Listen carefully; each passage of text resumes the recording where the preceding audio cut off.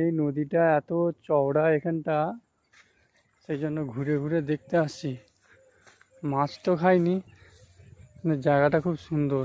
কুড়কুড়ির এখানটা মানে এত চওড়া জায়গা। এটা মেন খালেতে পড়ে গেছে মানে পানিটা, কিন্তু এখানটা পুরো একদম হয় সেখানে পাহাড়।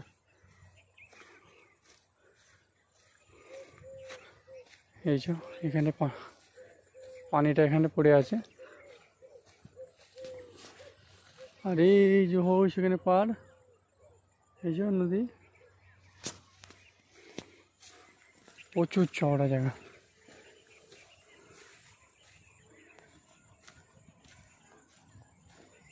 এই যে মেন খাল, আমরা হুইল ফিল যাওয়া ওই সেখানটায়।